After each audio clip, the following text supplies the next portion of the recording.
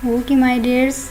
Now let's start the lecture. Lecture number 3 is about how to select the thesis topic. Thesis topic को select करने के लिए सबसे पहले हमें पता होना चाहिए कि डाटाबेसेस कौन कौन सी रिक्वायर्ड हैं, कौन सी डाटाबेसेस से हमें जर्नल्स मिल जाते हैं, फिर उन जर्नल्स को हम किस तरह से सर्च करेंगे डाटाबेसेस में से, देन उन जर्नल्स में से आर्टिकल्स को सिलेक्ट करना, फिर वहाँ से वेरिएबल्स को सिलेक्ट किया जाता है। वेरिएबल्स को सिलेक्ट करने के बाद हम लिटरेचर मैट्रिक्स उसमें से चेक करते हैं, लिटरेचर मैट्रिक्स बनाते हैं हम लोग खुद से। वो मैं बताती हूँ कि लिटरेचर मैट्रिक्स क्या होता है। फिर उस लिटरेचर मैट्रिक्स को बनाने के बाद, वेरिएबल सेलेक्ट करने के बाद, हम उसमें से रिसर्च गैप फाइंड आउट करते हैं कि कौन से रिसर्च गैप को हमने कवर करना है अपने थीसिस का टॉपिक बनाने के लिए। क्योंकि जब भी आप थीसिस का टॉपिक बनाते हैं तो आपसे पूछा जाता है कि आपने ये वाला टॉपिक क्यों सिलेक्ट किया, आपका रिसर्च गैप क्या था, इन वेरिएबल्स पर ही आपने काम क्यों किया। तो ये सारी चीज़ें समझने के लिए आपको सबसे पहले मैं डाटाबेसेस बताती हूँ। अब डाटाबेसेस क्या होती हैं? बेसिकली बहुत सारी, जहाँ से आपको जर्नल्स या आर्टिकल्स मिल जाते हैं। सबसे पहला हमारे पास एक डाटाबेस है जिसको हम कहते हैं APA, अमेरिकन साइकोलॉजिकल एसोसिएशन। दूसरा हमारे पास है विले ऑनलाइन लाइब्रेरी। थर्ड है साइंस डायरेक्ट। फोर्थ है Springer link and the fifth one is the Google Scholar. Google Scholar हमें बहुत ज़्यादा हेल्प आउट करता है उन आर्टिकल्स को ढूंढने में जो कि हमें परचेज़ करने पड़ते हैं।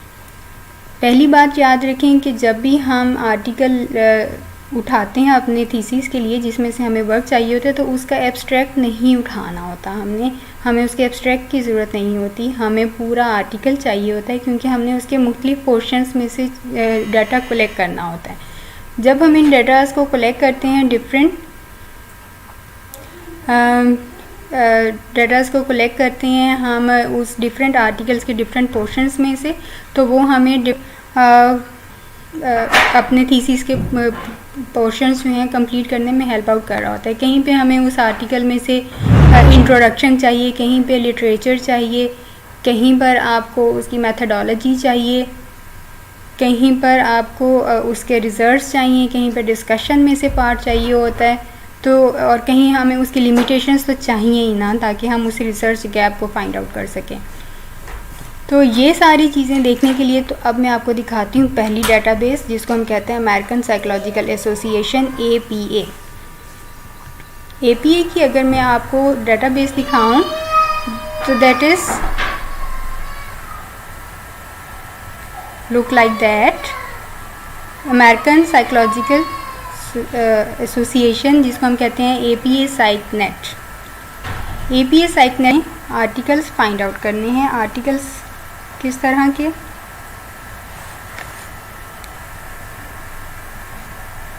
वो इट्स टाइम्ड आउट, क्योंकि मैंने पहले से खोल के रखी हुई थी साइट्स ताकि उसकी लोडिंग में टाइम ना लगे। बट अमेरिकन साइकोलॉजिकल एसोसिएशन कहता है कि आप अगर इस लिमिटेड टाइम के अंदर वर्क नहीं करेंगे, my dears, now let's start the lecture.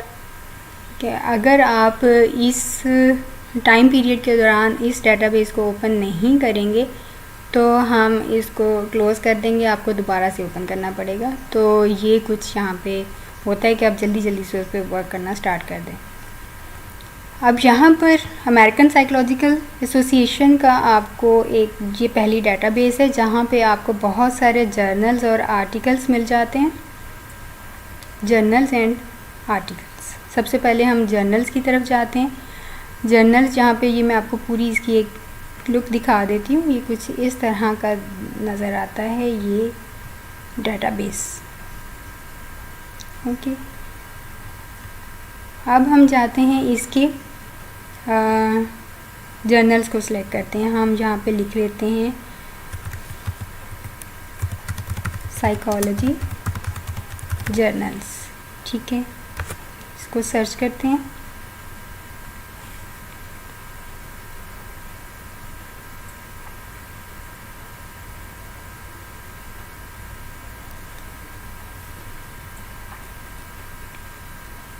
यहाँ पर अब आपके पास जर्नल्स आ गए हैं। अगर आप इसकी साइड पर चेक करो तो यहाँ पे लिखा हुआ है पब्लिकेशन टाइप्स। आपको किस तरह की पब्लिकेशंस चाहिए, जर्नल्स चाहिए साइकोलॉजी के, तो वो 1028 जर्नल्स इस वक्त इस डेटाबेस पर मौजूद हैं, जिनमें से आप बहुत सारे आर्टिकल्स पढ़ सकते हो।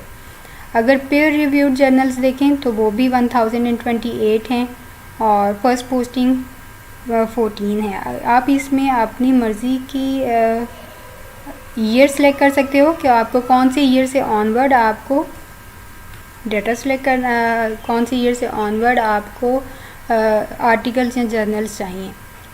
ठीक है, तो ऑथर का अगर आपको पता है तो आप उस ऑथर का नेम लिखते हैं। अगर आप किसी स्पेसिफाइड एज ग्रुप में देखना चाहते हो, फॉर एग्जांपल अगर आप बच्चों पे वर्क करना चाहते हो तो आप यहाँ से उनका एज ग्रुप सेलेक्ट कर लें।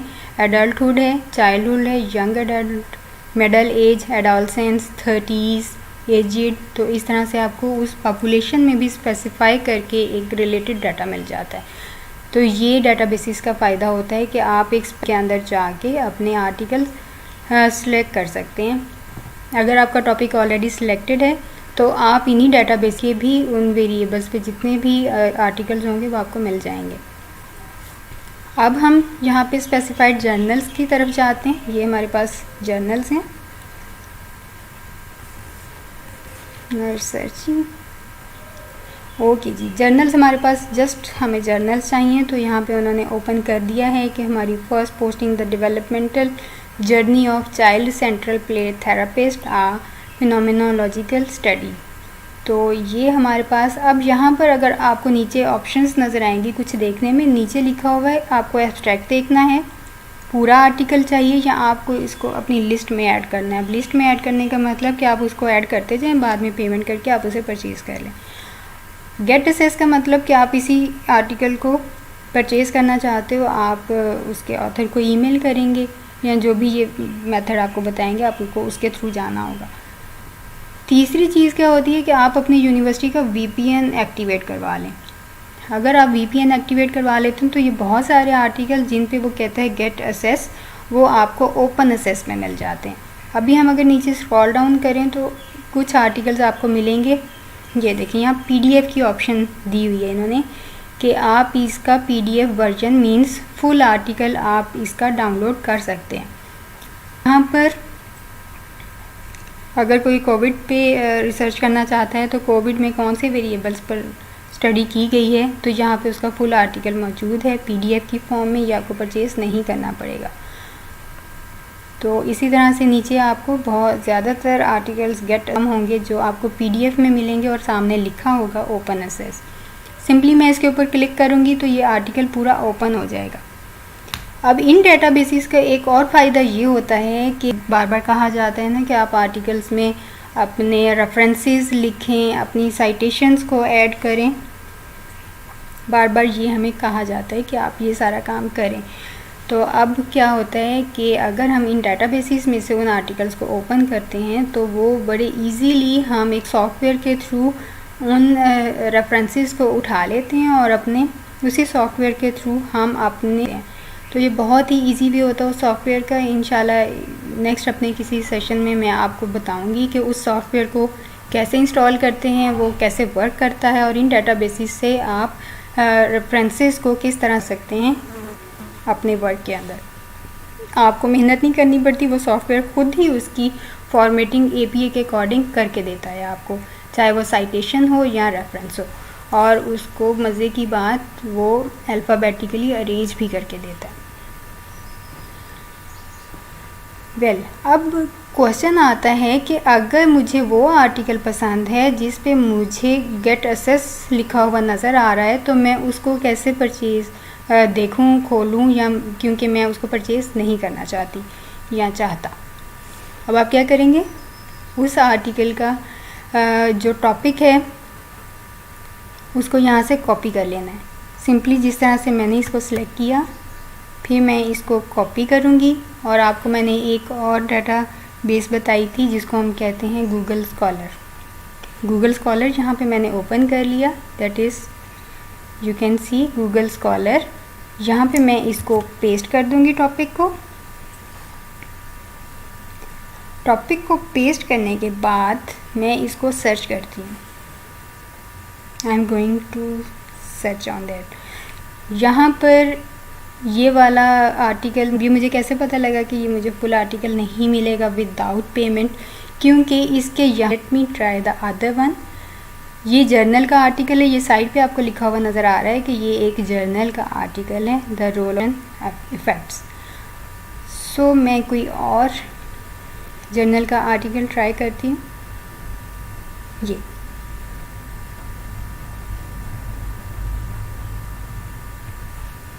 इसको मैंने यहाँ से कॉपी कर लिया है और अगेन मैं इसे गूगल स्कॉलर में जाके पेस्ट कर देती हूँ।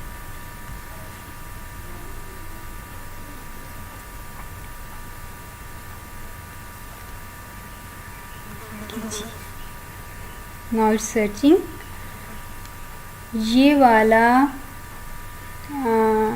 आर्टिकल गूगल स्कॉलर पर नहीं है, ये भी हमें नहीं मिलेगा। ठीक है, अब नेक्स्ट किसी और को ट्राई कर लेते हैं। तो इस तरह से करके आप अपने आर्टिकल्स को सर्च कर सकते हो that they are available in full PDF form और नॉट। अगर होगा तो गूगल स्कॉलर में लाजमी शो हो जाएगा, अगर नहीं है तो नहीं होगा। फिर आपको अपना वीपीएन यूज़ करना पड़ेगा, जो कि यूनिवर्सिटी आपको साइन इन उसमें होने की इजाज़त देती है, रजिस्टर्ड हो जाते हैं आप वीपीएन, यूनिवर्सिटी के वीपीएन के साथ। ओके, अब अगर आपके पास कोई वेरिएबल है, फॉर एग्जांपल आप पेरेंटिंग स्टाइल्स के ऊपर कोई वर्क देखना चाहते हो कि पेरेंटिंग स्टाइल्स की वजह से किसी भी पॉपुलेशन को या सैम्पल को कोई मुश्किल होती है या उन्हें कोई डिसऑर्डर हो जाता है या फिर उनको पर्सनालिटी इश्यूज़ हो जाते हैं, तो हम उसकी पर्सनालिटी को असेस कर सकते हैं।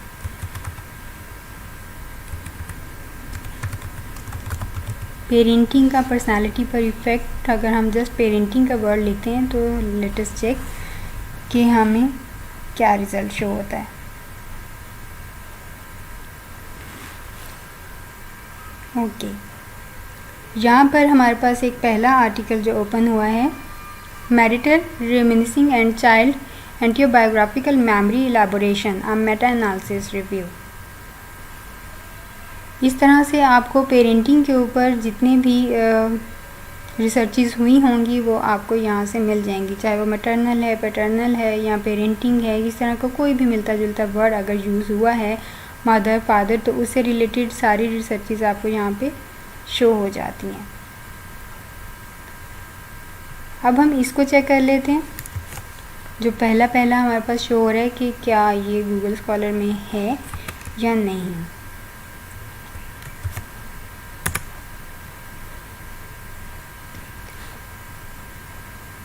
यस, ये भी नहीं है, 2019 की ये अभी गूगल स्कॉलर तक नहीं पहुंची।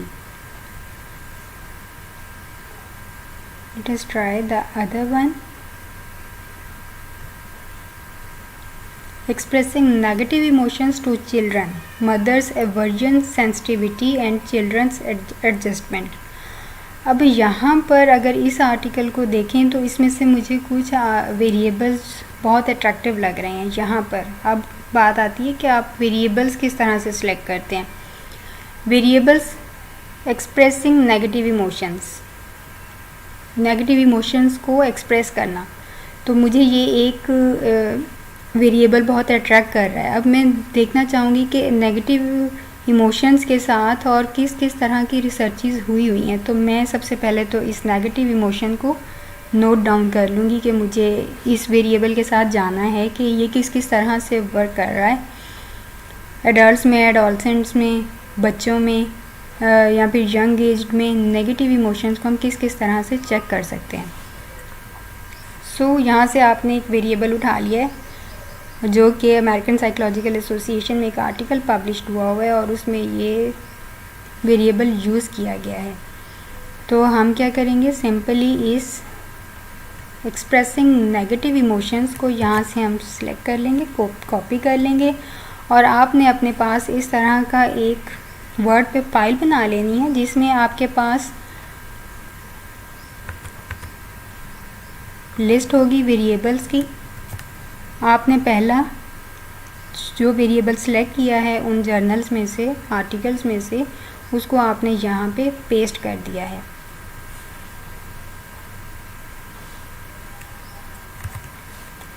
ठीक है, एक्सप्रेसिंग नेगेटिव इमोशंस। अब मेरे पास देखना चाहती हूँ कि मैं इसके साथ कौन से IV या DV सिलेक्ट कर सकती हूँ। तो IV और DV मैं आपको बाद में बताती हूँ, पहले हम सारी डाटाबेसेस को देख लेते हैं। अब मैं देखना चाह रही हूँ कि ये वाला पूरा वेरिएबल क्या मौजूद है गूगल स्कॉलर में। Let us check.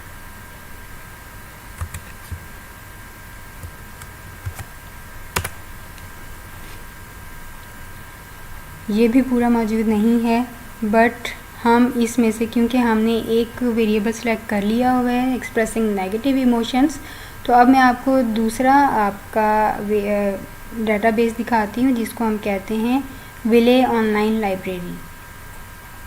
हम लाइब्रेरी सेकंड डाटाबेस ओपन करेंगे।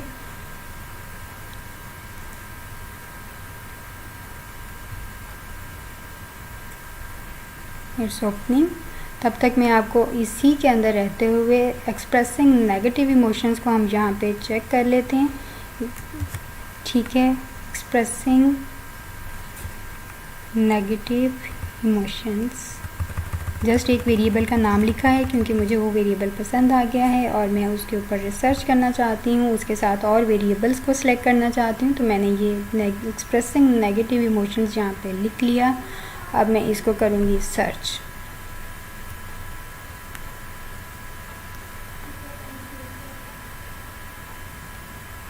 ओके जी, एक्सप्रेसिंग नेगेटिव इमोशंस पर अमेरिकन साइकोलॉजिकल एसोसिएशन में अब तक बस एक ही रिसर्च हुई है। ओके,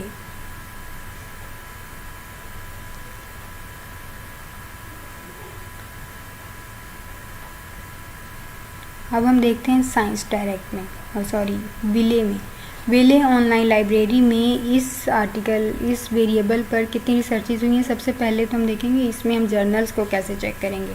सेकंड डाटाबेस है विले ऑनलाइन लाइब्रेरी। इसमें हमारे पास ये सबसे पहला जर्नल एक शो हो रहा है जो लेटेस्ट जर्नल है, जर्नल ऑफ क्लिनिकल साइकोलॉजी। नीचे इसकी सारी इंफॉर्मेशन आपको मिल जाएगी अबाउट दैट डाटाबेस। अगर आप इसको पढ़ना चाहें देन यू में। ओके, ये रीसेंट इश्यूज़ हैं इसके सारे जो यहाँ नीचे लिखे दिए हुए हैं, और सारे क्लिनिकल साइकोलॉजी के ही इश्यूज़ हैं। इनको आप यहाँ से ओपन करके बारी बारी देख सकते हो। अब इनको ओपन कैसे करना है, ये लेटेस्ट इशू है, साइट पे दिया हुआ है, इस पर आप क्लिक कर दें। जो लेटेस्ट इशू लिखा हुआ है इसके ऊपर क्लिक कर दें।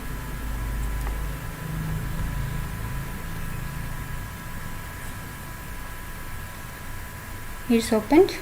ये अब आपके पास इसका लेटेस्ट इशू ओपन, यहाँ पे उसका पेज ओपन हो गया है। नीचे आपने स्क्रॉल डाउन करना है और इसकी जो रिसर्चेस हुई हैं वो आप यहाँ पे देख सकते हो, किन किन टॉपिक्स पे इन्होंने रिसर्चेस की हैं। ये आर्टिकल्स आपको यहाँ से मिल जाएंगे, पीडीएफ में है, फुल टेक्स्ट है, एब्स्ट्रैक्ट, और ये इसमें मोस्टली आपको जर्नल्स ओपन एक्सेस में मिल जाते हैं। ठीक हो गया। ये तो हो गया कि जर्नल्स कैसे देखने हैं और उसमें से आर्टिकल्स कहाँ से और किस तरह से ओपन करने हैं। अब हमारा जो टॉपिक इंटरेस्ट है वो है एक वेरिएबल में जिसको हम कहते हैं नेगेटिव इमोशंस।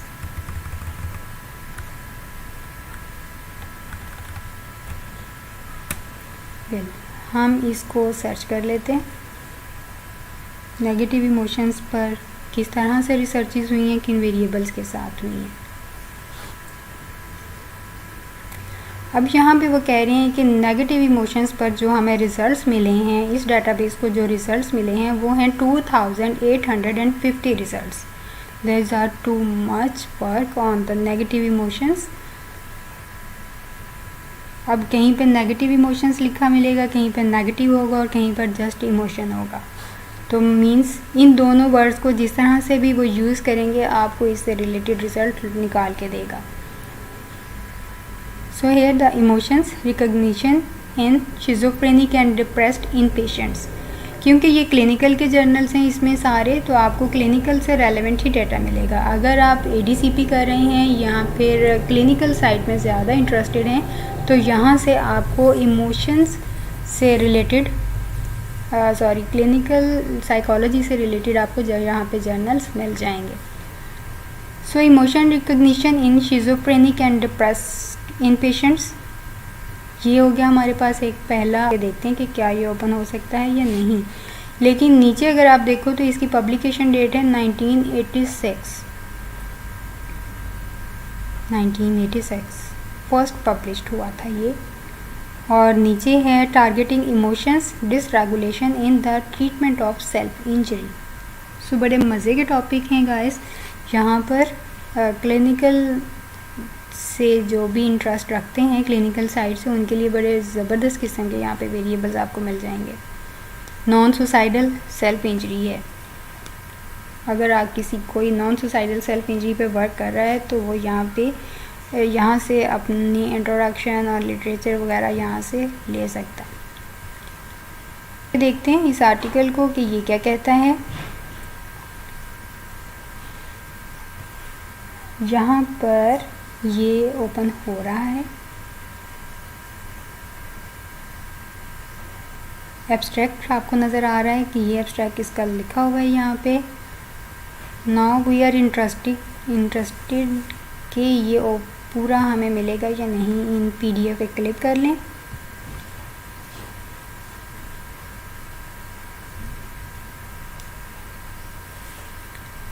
वो कहता है कि आपको ये फुल वर्जन नहीं मिलेगा, आपको परचेज़ करना पड़ेगा। यहाँ पे आप देख सकते हो कि परचेजिंग की ऑप्शंस दी हुई हैं कि अगर आपको PDF की फॉर्म में चाहिए तो आपको $42 पे करने पड़ेंगे।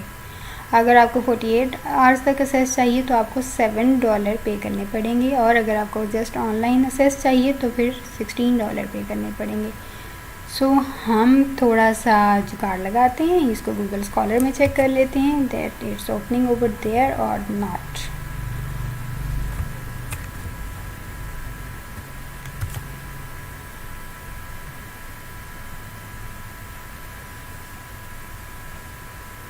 Yes, it's available on the Google scholar.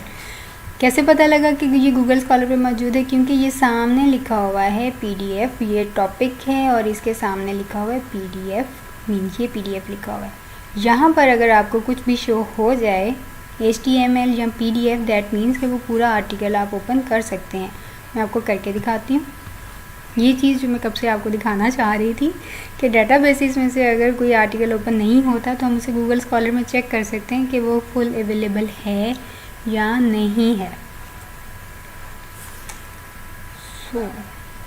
हम विले ऑनलाइन लाइब्रेरी में से हम चेक कर रहे थे तो वहाँ से हमें काफ़ी अच्छे टॉपिक्स मिल गए।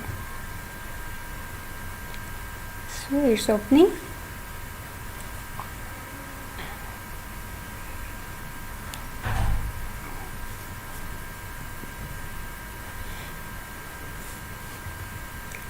Here you can see कि हमें ये पूरा PDF की फॉर्म में मिल गया है।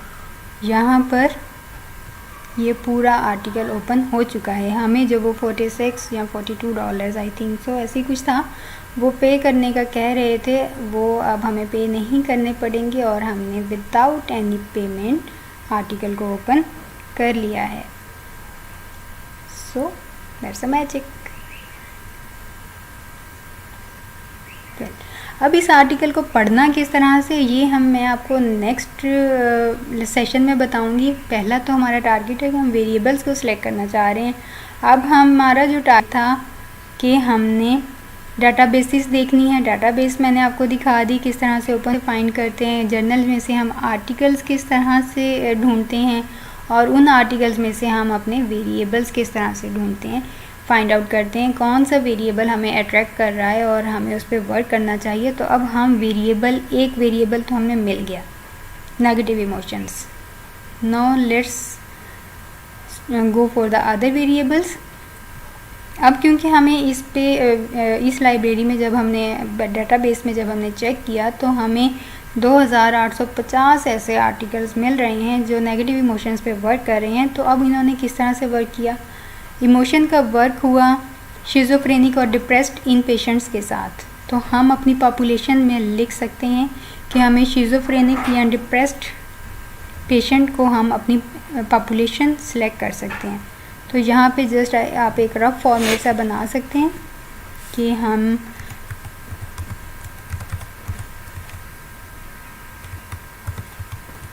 हमें शिज़ोफ्रेनिक और डिप्रेस्ड पेशेंट्स पर हम इसके साथ काम कर सकते हैं।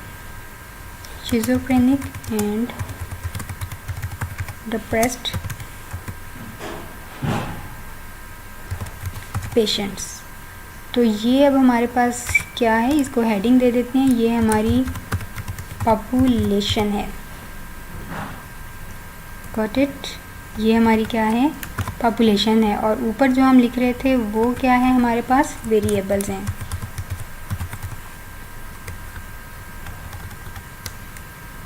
ठीक है, पहला वेरिएबल तो हमने लिख लिया कि एक्सप्रेसिंग नेगेटिव इमोशंस। पॉपुलेशन हमने देख ली कि ये शिज़ोफ्रेनिक पे इसके ऊपर काम हुआ है।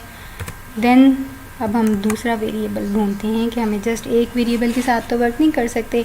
एक इंडिपेंडेंट वेरिएबल होता है और एक डिपेंडेंट होता है। जैसा कि अगर आपने मेरा लेक्चर नंबर 3 सुना है तो उसमें मैंने इंडिपेंडेंट और डिपेंडेंट का फ़र्क बहुत अच्छे से क्लियर करने की कोशिश की है। तो हमें इस तरह के वेरिएबल्स ढूंढने हैं कि आखिर किसका इफ़ेक्ट किसके ऊपर होता है। मीडिएटर और मोडिएटर वो भी एक बात की बात है, लेकिन पहले हम आईवी और डीवी को समझते हैं। उसके बाद ये तो हो गया कि इमोशंस की वो रिकग्निशन चेक कर रहे हैं just schizophrenic and depressed in patients में। जहाँ पे सेकंड आर्टिकल देखें तो उन्होंने इमोशन डिसरेगुलेशन की ट्रीटमेंट को चेक किया है सेल्फ इंजरी के पेशेंट्स में। तो अब हमारे पास क्या आ गया, नॉन सुसाइडल सेल्फ इंजरी के लोग भी आप एज अ पॉपुलेशन ले सकते हैं। Got the point. अब ये भी हमारे पास क्या है कि ये कुछ ऐसे लोग हैं जिन्होंने सेल्फ इंजरीज़ की हैं बट सुसाइड करने की कोशिश नहीं की, जस्ट खुद को ज़ख्मी किया है।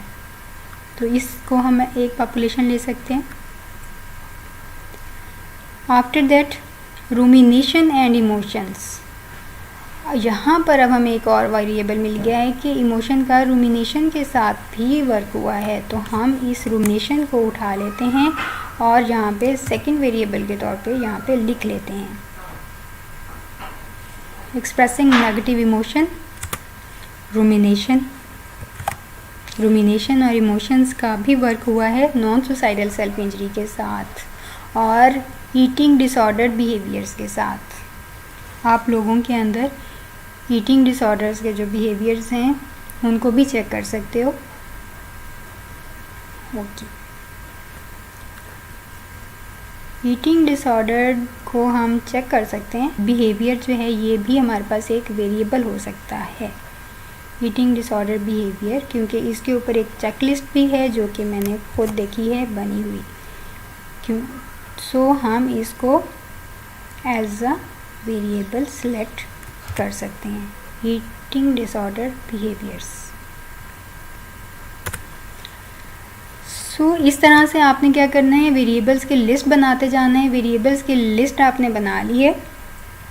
अब आप इन वेरिएबल्स के साथ देखोगे कि बेस्ट कॉम्बिनेशन किसका जा रहा है, हमें किसके ऊपर वर्क करना चाहिए। ये हमें इस तरह से तो नहीं पता लगेगा कि हमें किस पे वर्क करना है। अब जो वेरिएबल्स आपने सेलेक्ट किए हैं उसका हम बनाते हैं लिटरेचर मैट्रिक्स।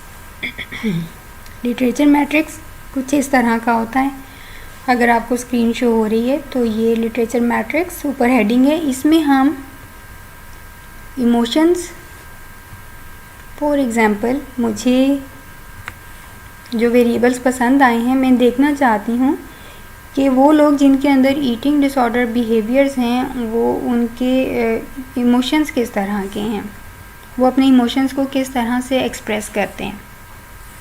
ठीक है, मेरे जहन में एक ऐसी एक क्वेश्चन डेवलप हो रहा है, माइंड में आ रहा है कि किस तरह से, क्या इमोशंस की वजह से या ईटिंग बिहेवियर्स की वजह से हमारे इमोशंस डिस्टर्ब होते हैं। सो आप क्या कहते हो? सो अगर आपके पास कोई आइडिया है तो चैट बॉक्स में आप मुझे बता सकते हो। अब हम क्या बिहेवियर्स हैं तो हम उसकी वजह से हमारे इमोशंस डिस्टर्ब हो सकते हैं। सो ईटिंग डिसऑर्डर बिहेवियर्स को हम ले लेते हैं as an IB means independent variable, और एक्सप्रेसिंग नेगेटिव इमोशंस को हम ले लेते हैं DV डिपेंडेंट वेरिएबल। अब मैं चेक करना चाह रही हूँ कि क्या इस इंडिपेंडेंट वेरिएबल का डिपेंडेंट वेरिएबल के ऊपर कोई इफ़ेक्ट होता है। और हम पॉपुलेशन कौन सी सिलेक्ट करेंगे? हम पॉपुलेशन ले लेते हैं डिप्रेस्ड पेशेंट्स। हम डिप्रेस्ड पेशेंट्स के अंदर चेक करना चाहते हैं ईटिंग डिसऑर्डर बिहेवियर्स और उनकी नेगेटिव इमोशंस की एक्सप्रेसिविटी। अब हम इनको थोड़ा सा ज्वाइन करके यहाँ पे लिख लेते हैं जो टॉपिक मैंने बनाया। फ़िलहाल मैंने कहीं से नहीं देखा, मैंने खुद से बनाया है, और ये जो बनाया है क्या ये इसके ऊपर ऑलरेडी कहीं पे वर्क है या नहीं है, हम उसको चेक करते जाएंगे। टॉपिक बना रहे हैं हम impact of eating behaviours on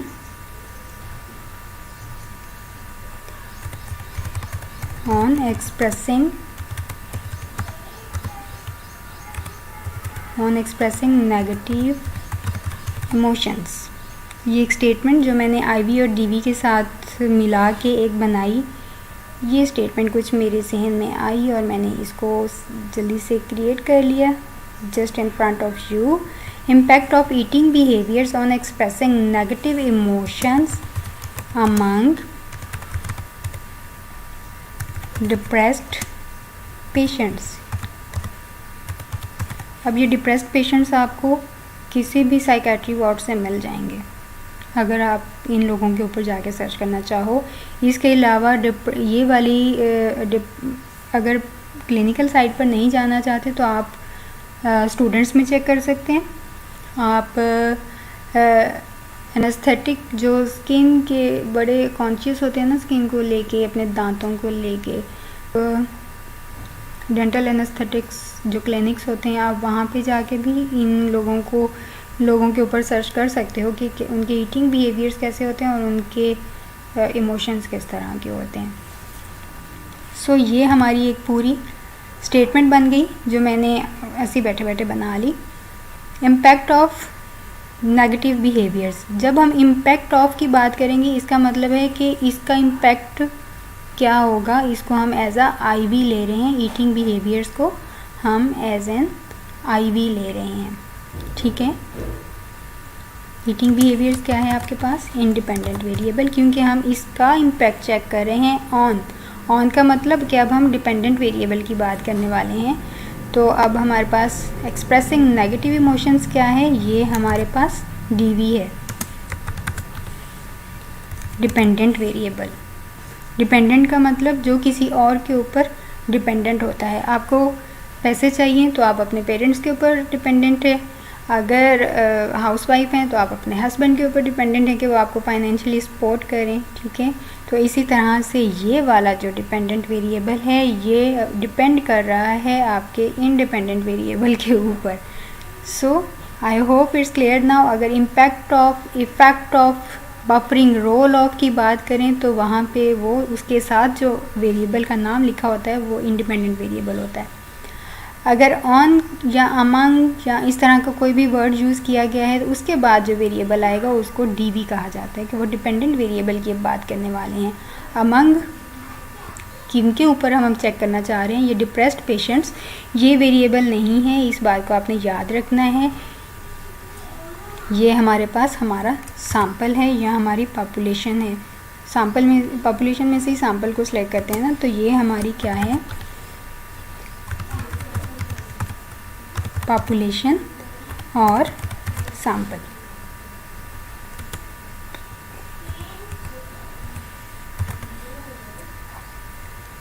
ये हमारा IB, DV और सैंपल। आई होप कि आपको क्लियर हो गया होगा। अब मैं चेक करना चाह रही हूँ कि जो मैंने स्टेटमेंट बनाई क्या इसके ऊपर ऑलरेडी वर्क मौजूद है। गूगल स्कॉलर में चेक करेंगे क्योंकि आपको बड़ा क्विक बताता है कि ये कहाँ कहाँ पे मौजूद है ये वाला काम। सो अगेन मैं इस स्टेटमेंट को नीचे दोबारा से लिख लेती हूँ, क्योंकि मैंने इसको अब कॉपी करके पेस्टिंग का काम करना है। तो मैंने जो इसको अंडरलाइन IVDV लिखा है, I want to erase that.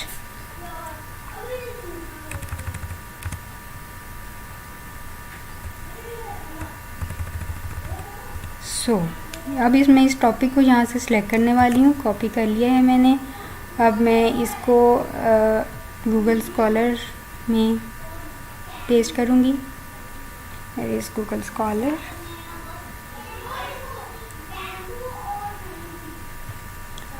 यहाँ पर मैंने इसको कर दिया है paste. Now it's searching. Yes, अब मुझे इसका बिल्कुल एक्यूरेट इसी तरह का टॉपिक मुझे यहाँ से नहीं मिला। अगर होता तो बिल्कुल ऊपर ऊपर आपको शो हो जाता। Implications of being, eating and emotional wellbeing.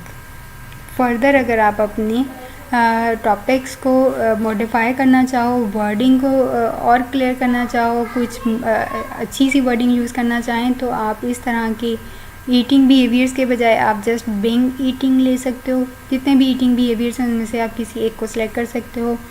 फिर इमोशनल नेगेटिविटी ही नहीं है, इमोशनल वेलबीइंग भी है। सो हमें अब गलती पता है क्या करते हैं कि हमने जो टॉपिक बनाया है वो पूरा उठा के गूगल में लिख देते हैं, या जो भी हमारी डाटाबेस है हम उसमें लिख देते हैं और फिर कहते हैं कि हमें तो इस पे लिटरेचर मिल ही नहीं रहा। तो ये तो हमने वेरीफाई कर लिया है कि ये वाली स्टेटमेंट पे पहले से काम नहीं हुआ हुआ। अगर होता तो यहाँ कहीं ना कहीं मुझे लाजमी मिल जाता। जो मैंने आपको वेबसाइट्स बताई कि ये साइंस डायरेक्ट में मौजूद है, ये वाला साइकेट्री ऑनलाइन ऑर्गेनाइजेशन वहाँ पे मौजूद, UK वहाँ पे ये वाला आर्टिकल मौजूद है, और जो ऊपर वाला है ये विले में मौजूद है। मींस जितनी भी डाटाबेसिस हैं वहाँ उन सब में से इसने सर्च कर दिया है कि ये वाला काम नहीं है भाई।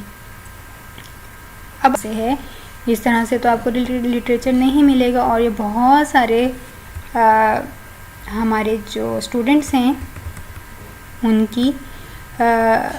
उनका ये कहना होता है कि हमें आर्टिकल्स नहीं मिल रहे। अब आर्टिकल्स मिलेंगे किस तरह से? आपने जस्ट वन वेरिएबल करके लिखना है। सबसे पहले मैंने लिखा ईटिंग बिहेवियर्स, जो कि मेरा इंडिपेंडेंट वेरिएबल है। ईटिंग बिहेवियर्स पर मैं यहाँ पे सर्च कर रही हूँ। सो ईटिंग बिहेवियर्स, यहाँ पे आपको एक बोल्ड वर्ड में लिखा हुआ नज़र आ गया है, eating behaviour, eating behaviours, eating behaviours, again eating behaviours. तो ये सारी आपको यहाँ पे मिल गई है। यहाँ पे अगर आपको ईयर का कहा जाता है कि आपको 2010 से अबव के आर्टिकल्स लेने हैं, उससे पीछे बहुत पुराने आर्टिकल्स नहीं चाहिए, तो आप इसको यहाँ पे कस्टमाइज़ कर सकते हो कि आपको 2017 से ऑनवर्ड के आर्टिकल्स इसके ऊपर चाहिए फॉर एग्ज़ाम्पल। तो ये लें, आपके पास और स्पेसिफाई हो के डाटा आ गया, लेटेस्ट रिसर्चेस आ गई हैं इसके ऊपर जो कि ईटिंग बिहेवियर्स पर हैं। अब यहाँ से आपको क्या करना है, यहाँ पे जो ऊपर आगे HTML या PDF की फाइल्स हैं उस पर क्लिक करके इस पूरे आर्टिकल को ओपन, इंट्रो है या लिटरेचर है ईटिंग बिहेवियर से रिलेटेड, वो यहाँ से आपने ले लेना है। ठीक है, एक बात। फिर दूसरी बात, अब हम देखना चाहते हैं कि ईटिंग बिहेवियर्स का और जो हमारा दूसरा हम इन दोनों पे देखना चाहते हैं कि इन दोनों के रिलेशन पे क्या कोई वर्क हुआ है, क्योंकि हमें लिटरेचर भी तो बताना है ना कि ये दोनों एक दूसरे पे इफ़ेक्ट करते हैं या नहीं करते। सो ईटिंग बिहेवियर्स के साथ मैंने लिख दिया है इमोशंस। सबसे पहले मैं इमोशंस लिखूँगी, उसके बाद मैं नेगेटिव इमोशंस की बात करूँगी, क्योंकि पहले जब हम इंट्रोडक्शन करवा रहे होते हैं, इंट्रोड्यूस करवा रहे होते हैं वेरिएबल्स को, पहले इमोशंस बताते हैं कि ये इमोशंस होते हैं, देन हम बताते हैं कि ये नेगेटिव भी होते हैं और पॉजिटिव भी होते हैं। और मेरा जो कंसर्न है वो नेगेटिव इमोशंस के साथ है। फिर हम नेगेटिव इमोशंस को इंट्रोड्यूस करवाते हैं और उस पर लिटरेचर देते हैं। तो अब मैं पहले तो इमोशंस के साथ देखूँगी, ईटिंग बिहेवियर्स एंड इमोशंस।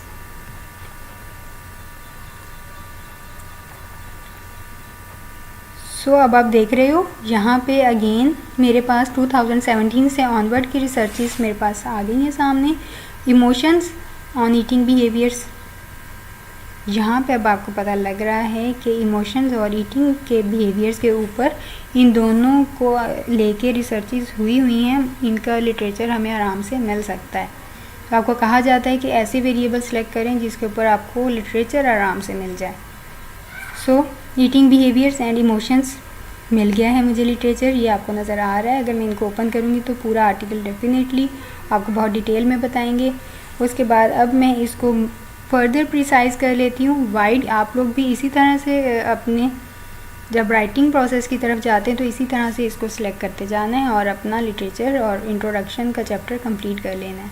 और इन्हीं में से ही आपको डिस्कशन का मटेरियल भी मिल जाता है और अपने रिज़ल्ट्स को जो हम लास्ट में जाके वेरीफाई कर रहे होते हैं, उससे रिलेटेड लिटरेचर ढूंढ रहे होते हैं, वो भी आपको इसी तरह से ही इन्हीं आर्टिकल्स में से मिल जाता है, क्योंकि हमें पूरा आर्टिकल चाहिए होता है और उसमें से हमने चीज़ें स्क्वीज आउट करनी होती हैं कि हमें कौन सी चीज़ कहाँ पे ऐड करनी है। सो दैट्स वाई हमें पूरा आर्टिकल रिक्वायर्ड होता है।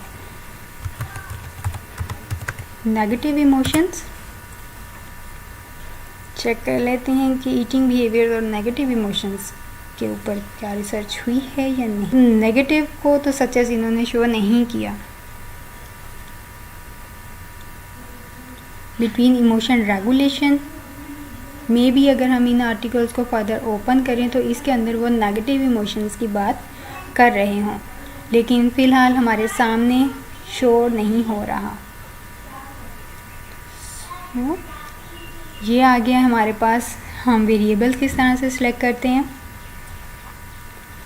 पॉपुलेशन किस तरह से सिलेक्ट करते हैं, ठीक है, वेरिएबल किस तरह से सिलेक्ट करते हैं, उसमें से आईवी किसको रखना है, डीवी किसको रखना है, ये आपको लिटरेचर बताएगा कि आया इमोशंस का बिहेवियर के ईटिंग बिहेवियर पे इफ़ेक्ट होता है या फिर ईटिंग बिहेवियर का इमोशंस के ऊपर। तो यहाँ पे आपने जो अपनी स्टेटमेंट बनाई है लिटरेचर को देखते हुए हम इसके आईवी और डीवी को चेंज कर सकते हैं, इनको इंटरचेंज कर सकते हैं। जो आईवी है आप उसको फिर लिटरेचर को देखते हुए डीवी करेंगे और जो डीवी है उसको आईवी कर देंगे, क्योंकि ये हमने कहीं से वेरीफाइड नहीं की, ये स्टेटमेंट हमने बस ऐसे ही बना ली है। लेकिन जब हम लिटरेचर को पढ़ते हैं, स्टडी करते हैं, तो हमें एग्जैक्टली पता लगता है कि आईवी क्या है और इनमें से डीवी क्या है।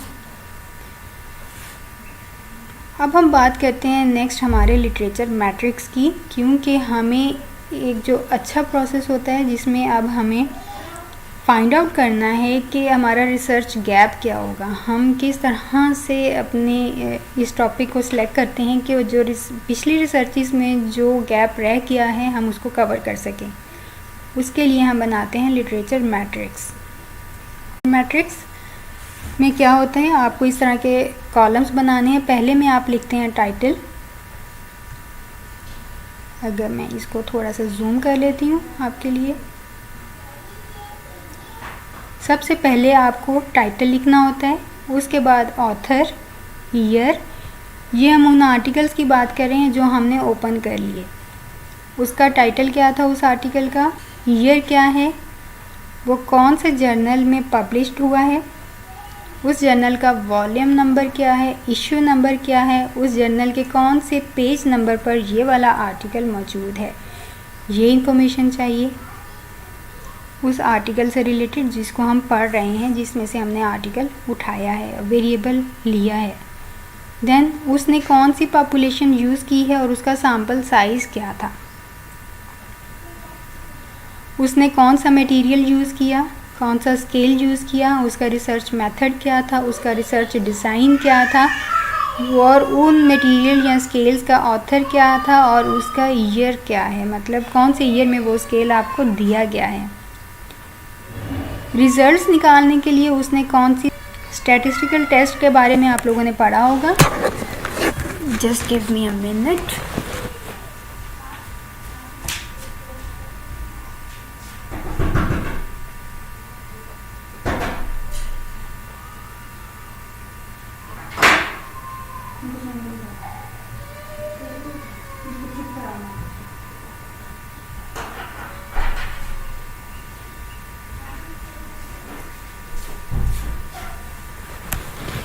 Okay, I am back.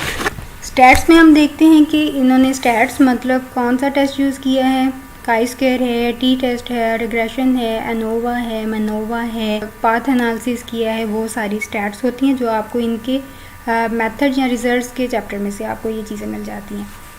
Then उनकी फाइंडिंग्स क्या हैं कि जो वेरिएबल उन्होंने सर्च किए थे उनका एक दूसरे के ऊपर क्या इम्पैक्ट है, उनका क्या रिलेशनशिप है, क्या कोई मीडिएटर भी वो सर्च कर रहे हैं उसके साथ या नहीं, वो जो भी वेरिएबल्स पे सर्च कर रहे हैं उसकी बैकग्राउंड थ्योरी क्या है।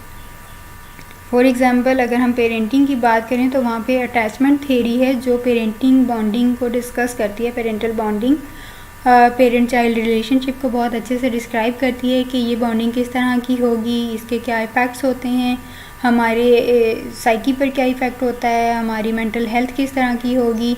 तो ये अटैचमेंट थ्योरी जो है वो पूरा इन वेरिएबल्स को डिस्क्राइब कर रही है। जब भी हम कोई वेरिएबल सेलेक्ट करते हैं तो उसकी एक बैकग्राउंड थ्योरी लाजमी होती है। हम जब कोई टॉपिक सेलेक्ट करते हैं तो हमारे जहन में अक्सर कोई थ्योरी होती है, कोई कोर्स वर्क हमने पढ़ा है और उसमें हमें एक थ्योरी है जो बहुत अट्रैक्ट कर रही है और उसके अंदर जो भी वेरिएबल्स दिए हैं कि इसका इसके ऊपर इफ़ेक्ट होता है, हम उसको अंडरलाइन कर लेते हैं कि अगर मैंने कभी रिसर्च की तो मैं इन वेरिएबल्स पे सर्च करूँगी कि क्या ये थ्योरी जो क्लेम कर रही है क्या वाकई वो सही बात है या नहीं। तो हम इस तरह से भी अपने वेरिएबल्स को सिलेक्ट कर लेते हैं। तो ये बहुत ही अच्छा मेथड है। एक तो आपके पास बैकग्राउंड थ्योरी जो होती है वो बहुत अच्छे से क्लियर होती है और वो किन किन वेरिएबल्स पे बात करी है वो भी हमें बहुत अच्छे से पता होता है। हम जो भी आर्टिकल्स अब यहाँ पे सिलेक्ट करेंगे उसकी बैकग्राउंड थ्योरी उसकी इंट्रोडक्शन या लिटरेचर के पोर्शन में दी हुई होती है कि वो कौन सी थ्योरी को क्लेम कर रहे हैं कि ये थ्योरी जो है कह रही है वो बिल्कुल सही कह रही है। या फिर हमारी फाइंडिंग्स बताती हैं कि जो थ्योरी कह रही है उसके अकॉर्डिंग हमारी फाइंडिंग्स नहीं है, थ्योरी कुछ और कह रही है और हमारे रिजल्ट्स कुछ और कह रहे हैं। तो ये भी रिसर्च का मकसद होता है कि हम थ्योरी को वेरीफाई कर देते हैं या फिर गलत प्रूव कर देते हैं। हमारी जो हिस्ट्री होती है ना वो इसी तरह से डेवलप होती है कि एक थ्योरी दी, स्ट्रक्चरलिज्म पे वर्क हुआ, उन्होंने कहा नहीं जी ऐसा तो नहीं होता, नेक्स्ट दोबारा से फाइंडिंग्स की तो वो गलत आ गई, उन्होंने कहा नहीं स्ट्रक्चरलिज्म पे नहीं होता, फंक्शंस पे वर्क होता है। देन फंक्शनलिज्म आ गया, उसके बाद कहते हैं नहीं फंक्शनलिज्म भी नहीं तो बिहेवियरिज्म होना चाहिए, तो बिहेवियर्स पे बात आ गई, फिर गेस्टॉल्ट आ गया, फिर ह्यूमनिस्टिक आ गया। तो इसी तरह से थेरीज आई, उनकी फाइंडिंग्स की फर्दर स्कॉलर्स ने, फिर वो गलत प्रूफ हो गई, फिर दोबारा से सर्च की नहीं इस लेवल पे या इस डोमेन में हमें चेक करना चाहिए। तो वो थेरीज डेवलप होती गई और वो हमारे सामने अभी हिस्ट्री की शक्ल में मौजूद हैं। तो हमारी रिसर्च का मकसद भी यही होता है कि हम एक थेरी को लेते हैं जो हमें ज़्यादा अच्छी लगती है, देन उसके अकॉर्डिंगली हम अपनी आउटकम्स देते हैं कि इस दैट थेरी इज़ राइट और रॉन्ग। उसके बाद उसी आर्टिकल की हमने सजेशंस और लिमिटेशंस के साथ जाना होता है कि अब जो बंदे ने रिसर्च की है नेगेटिव इमोशंस के ऊपर, जिस बंदे ने रिसर्च की है वो अपनी लिमिटेशंस में क्या बता रहा है कि ऐसी क्या चीज़ थी जो उसे करनी चाहिए थी और उसने नहीं की, जिसकी वजह से उसके रिजल्ट्स इतने अच्छे नहीं हैं या जनरलाइज्ड नहीं हैं या मैं इसे पूरी दुनिया में अप्लाई नहीं कर सकता, ये जिस लिमिटेड एरिया पे मैं इसको जनरलाइज कर सकता हूँ, इसके बाहर अगर आप रिसर्च करोगे तो आपको वो रिज़ल्ट नहीं मिलेंगे जो मुझे मिले हैं। तो वो इस तरह की लिमिटेशंस होती हैं उनकी रिसर्च में। फिर सजेशंस भी होती हैं साथ साथ कि अगर आप इस वेरिएबल को इंक्लूड कर दोगे एज अ मीडिएटर या मॉडरेटर या इंडिपेंडेंट तो आपके रिज़ल्ट और ज़्यादा अच्छे हो सकते हैं। ठीक है, उसके बाद मुझे डाटा जस्ट मैंने इस पॉपुलेशन से कलेक्ट किया, मैंने सिर्फ पेशेंट्स से कलेक्ट किया है, तो मुझे जो है ना वो आउट पेशेंट्स से भी चेक करना चाहिए था, मतलब नॉर्मल पॉपुलेशन से भी डाटा कलेक्ट करना चाहिए था ताकि मैं इन दोनों में डिफ्रेंशिएट कर सकता और मेरी ये फाइंडिंग्स क्लिनिकल सैम्पल के साथ साथ नॉर्मल पॉपुलेशन पे भी अप्लाई हो सकती। तो वो क्या कहेंगे अब आप क्लिनिकल जस्ट शिज़ोफ्रेनिक या डिप्रेस्ड पेशेंट्स के अलावा आप इसको नॉर्मल लोगों में भी चेक करें ताकि आपके रिजल्ट्स और ज़्यादा जनरलाइजेबल हों।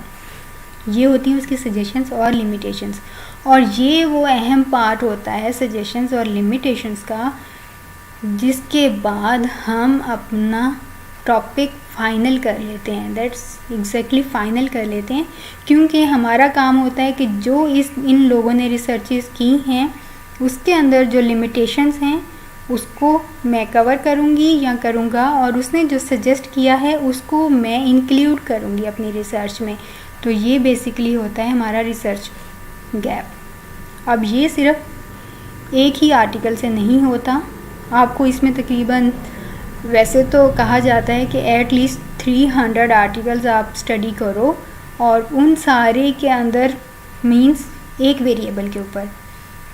इमोशंस, नेगेटिव इमोशंस की बात कर रहे हैं, एक वेरिएबल है हमारे पास, उस एक वेरिएबल के ऊपर एटलीस्ट ज़्यादा से ज़्यादा आप 300 आर्टिकल्स या 100 आर्टिकल्स सर्च करें। उनकी लिमिटेशंस और सजेशंस को इसी तरह से कॉलम में लिखते जाएं बारी बारी 1 2 3 करके, और फिर अब आप बताएं कि अब आपने कौन से रिसर्च गैप को कवर करना है या जो हमारे एरिया में, हमारे पाकिस्तान में, हमारी एशियन कंट्री में ज़्यादा अथेंटिक है, उसको हमें सर्च करना चाहिए और उस पर पहले से कोई रिसर्च मौजूद नहीं है।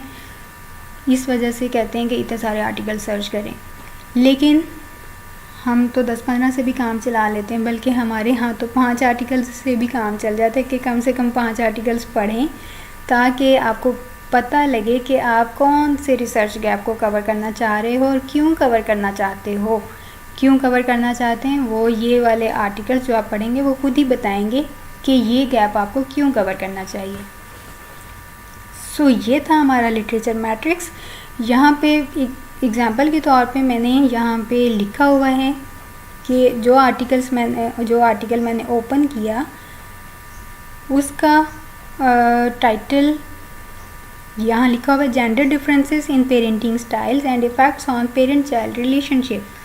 ये उस आर्टिकल का नाम था जो कि आप डाटाबेसिस में से ढूंढते हैं या फिर गूगल स्कॉलर में जाके देखते हैं। तो आई विल से कि आप डाटाबेसिस में पहले सर्च करें, क्योंकि वहाँ पे बहुत सारे, जैसे मैंने दिखाई कि 2000 कुछ आर्टिकल्स मौजूद हैं, तो आपको रिलेटेड आर्टिकल्स बहुत आराम से मिल जाते हैं। और अगर वो फुल असेस में नहीं है तो गूगल स्कॉलर में आप फिर उस आर्टिकल के उसका टॉपिक को पेस्ट करके उसको देख लें कि वो फुल आर्टिकल वहाँ पे मौजूद है या नहीं, उस पूरे को डाउनलोड कर लें। अब उसको डाउनलोड करने के बाद उसका टॉपिक लिखें, उसके ऑथर्स कौन कौन से हैं, उसके ऑथर्स, ये बड़ा प्रॉब्लम होता है कि इस आर्टिकल के ऑथर कहाँ पे लिखे हुए हैं। मोस्टली स्टूडेंट्स जाते हैं उसके बिल्कुल रेफरेंसेस वाले पेज पे चले जाते हैं। रेफरेंसेस वाले पेज पे नहीं जाना। जो भी जर्नल या आर्टिकल होता है उसके ऑथर, उसका ईयर और उसका journal page volume number, means ये जो पहली 4 चीज़ें हैं ना, पहले 4 कॉलम, ये वाला डाटा आपको बिल्कुल आर्टिकल के टॉप से मिल जाता है या उसी पेज के लास्ट में लिखा होता है, फर्स्ट पेज के लास्ट में या उसके टॉप पे या साइड पे, यहीं कहीं लिखा होता है और ये यहीं से आपको मिल जाता है। नेक्स्ट जब हम आर्टिकल पढ़ना सीखेंगे तो मैं आपको दिखाऊंगी ये सारी चीज़ें आर्टिकल में से। ऑथर लिख लिया, ये 3 ऑथर थे जनाब इस आर्टिकल के। 2009 में ये पब्लिश हुआ था।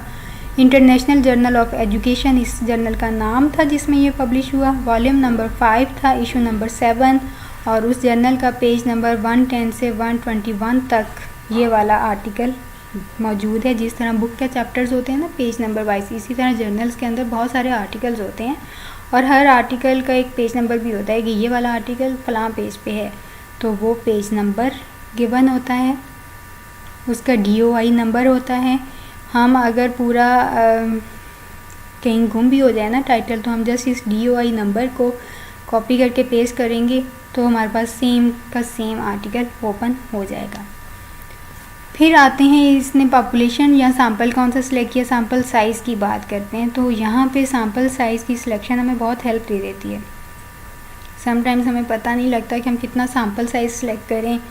यूनिवर्सिटी के स्टूडेंट्स हैं तो हमें कितना सैम्पल लेना चाहिए, अगर क्लिनिकल पॉपुलेशन है तो कितना सैम्पल लेना चाहिए, कहाँ से लेना चाहिए, ये हमें नहीं पता होता। तो हम क्या कर सकते हैं, ये बड़ा एक सिंपल सा तरीका है। आप किसी भी आर्टिकल के मेथड में जो उसने सैम्पल या पॉपुलेशन का तरीका बताया हुआ है, आप सेम उसी को फॉलो कर लें और साथ ब्रैकेट में लिख दें कि आपने सैम्पल साइज़ इतना कलेक्ट किया क्योंकि इस आर्टिकल में इतना सैम्पल साइज़ लिया गया था, मैंने इसी को फॉलो करके ये वाला सैम्पल साइज़ ले लिया है। सो इससे आप बहुत सारे जो वाइवा में क्वेश्चंस होते हैं ना उससे बच जाते हैं। आपका सैम्पल साइज़ या पॉपुलेशन जो है वो आपने किसी को फॉलो करके सिलेक्ट की है जो कि ऑलरेडी पब्लिश्ड हो चुकी है, अथेंटिक है। वेल ये आपको उसके मेथड के चैप्टर में से मिल जाता है।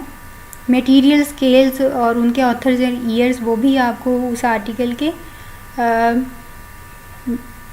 मेथड के चैप्टर में से मिलता है। फॉर एग्जांपल इसने पहला स्केल यूज़ किया पेरेंटल बॉन्डिंग इन्वेंट्री, जो कि पुटनम ने दी थी इन 2005। तो ये स्केल का नाम दे दिया, उसका ऑथर कौन था और उसका ईयर क्या है, पब्लिश्ड ईयर।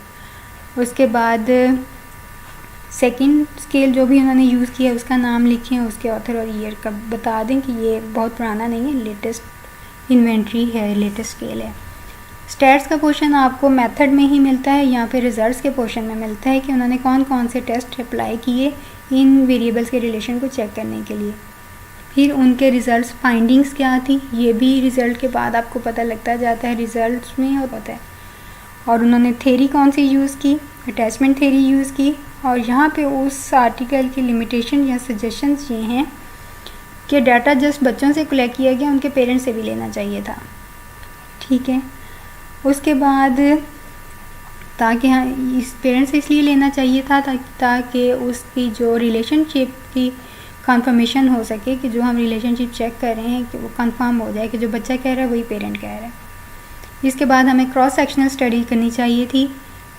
ये स्टडी सिर्फ उन्होंने यूनिवर्सिटी स्टूडेंट्स पे की, तो ये एडोलसेंट्स और जो ओल्डर एडल्ट होते हैं उनके ऊपर भी चेक करनी चाहिए थी।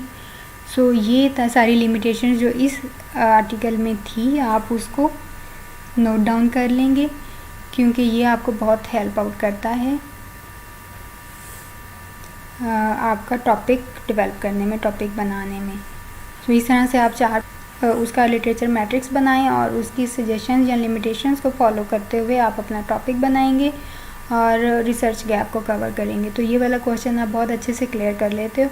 और कुछ स्टूडेंट्स का कहना होता है कि हमें तो टॉपिक टीचर ने सिलेक्ट करके दिया है, हमें तो नहीं पता रिसर्च गैप क्या है। तो अगर आप इस मेथड को फॉलो करेंगे तो आप अपने रिसर्च गैप को बहुत आराम से कवर कर सकते हैं, बता सकते हैं। आप अपनी स्टडी का सिग्निफिकेंस लिख सकते हैं, आप अपनी स्टडी का एम लिख सकते हैं। So this portion is very important. Well ये था हमारा आज का लेक्चर, लेकिन मैं आपको दूसरी डेटाबेसेस जो मैं दिखाना भूल गई, साइंस डायरेक्ट है एक हमारी डेटाबेस। साइंस डायरेक्ट की डेटाबेस में यहाँ पे लिखा हुआ है journals and books. Journals and books पे क्लिक कर दें।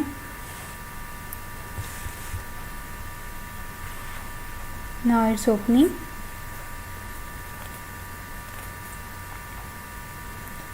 जर्नल्स एंड बुक्स के ऊपर जाने के बाद आपको यहाँ पर साइड पे ऑप्शंस मिलती हैं, आपको कौन सी डोमेन में जाना है। सो हमारी डोमेन यहाँ पे आपको मिल जाएगी साइकोलॉजी।